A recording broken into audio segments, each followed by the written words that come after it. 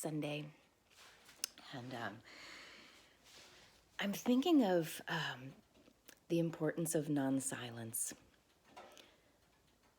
We are waking up into a time of speaking up, speaking out, seeing outside of ourselves what we've not been paying attention to or letting in,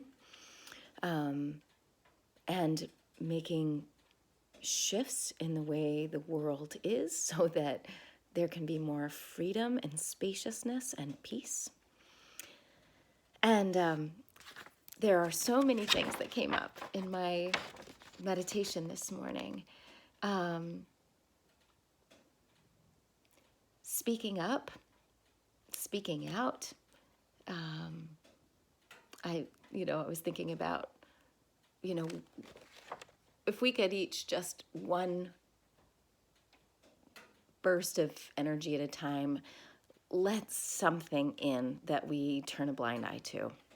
The use of chimpanzees in medical experiments, for example, or, the bears that are, kept in cages for bile farming, anything you scroll through on your Facebook feed that you might get, that shows you some atrocity in the world that then you either click and donate 10 or 20 or $50 or $5 or something, or just pass on by. Let it land for a second and then keep going. We have these moments where we let things in, but then our capacity is what it is, and it seems in this time, the way that we are not big enough to hold it all, to hold all the suffering that exists, to be able to be with all of the suffering in the world, especially if we feel so powerless to do anything about it. So it occurred to me, like, well, what if we just committed to just recognizing one time in the next week, one time that you're confronted with something that makes you sad, somebody who's homeless on the street, something that's going on in the world that makes you sad, whatever it is. And instead of moving away, decide to do something toward it, move toward it in some way, whether it's remembering to bring some extra food and a little note for the homeless person that you pass by, and offering a little love, or taking time to ask them what their name is and maybe having a conversation with them, or writing a letter or an email to someone in charge of something that you just don't agree with, and just having your voice be heard. It doesn't have to be something that feels tight or tense or awful. It's just considering letting the world flow through us a little bit more, letting things truly be, and being truly with what is. I recognize that, I'm paying attention to this racial injustice that has existed for the 46 years that I've been alive without a strong awareness to the depths of the levels of oppression. I have certainly felt deeply sad all my life about the history of slavery, but I thought it was back then, and I thought that certainly things take time to shift and to heal, but I didn't realize all of the places where systemic racism was still happening, and that there was this major oppression that was still going on. I, sort of imagine those as like radical groups of really crazy white folks who, had a problem. I didn't recognize that it was living with us all. And so I'm paying attention now, and I see that now, and I'm going to see more and more of it the more I pay attention, right? The more I take the time. But there are lots of ways that we continue to turn our heads to suffering that's going on now, right? So we have this whole issue with race. We have factory farms, child labor, sex trafficking. Like, there are plenty of things to feel really upset about. And I think we harden our hearts because we can't hold all of that intensity and carry on and be mothers or fathers or whatever, and not be sunk, right, by the world. At least the empaths in the world can relate. That's my reality, right? I can't hold it all because, my God, it's too much and it's going to make me sink. But in my meditation, I just got this huge clarity that, like, it's okay. None of it's okay. But in a grander, broader sense, there is capacity for all of us to move forward. And that is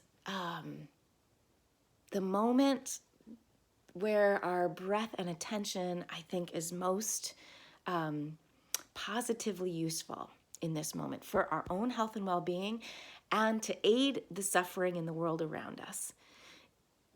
To pay attention and to breathe it in, to engage, to see it, and to practice non-silence, to say all the things that we're trying to grapple with, to cope with, to keep the energy moving.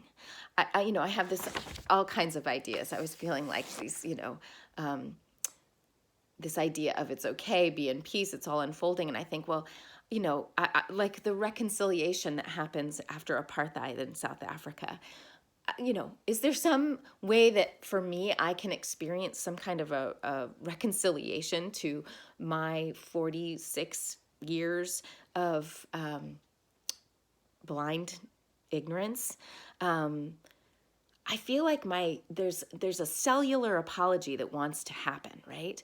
And I also, I don't feel like shame has a helpful role in any of our lives. I feel like that's where the, like, it's all okay, be in peace message is so important to me, because I feel like we continue, as long as we continue to do our best with what is given, what more could anyone ask for of each one of us, right? We're human beings and we're on a path and we're just doing our best. And so here we are in this time where things are so crazy.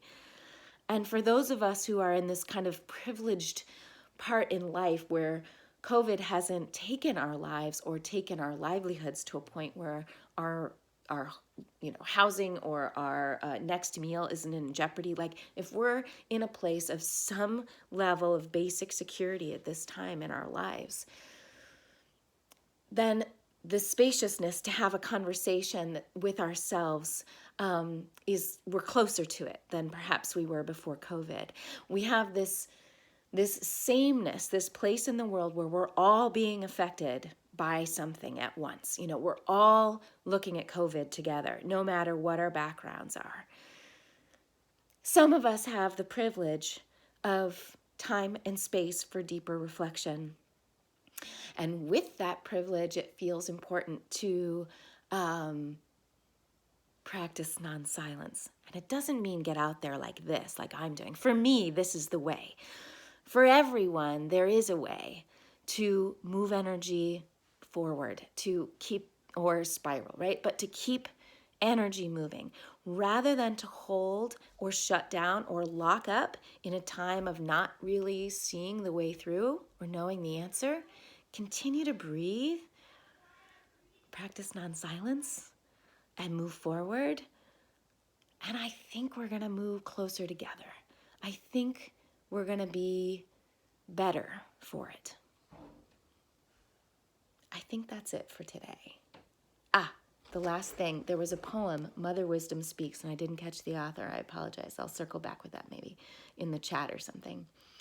Nothing you need will be lost. You will be filled with light. If you let yourself be hollowed out by the world, nothing you need will be lost. Nothing you need will be lost. I love that. So we're okay. We're going to be okay. Just keep moving, breathing, and heading toward your own light. Thanks.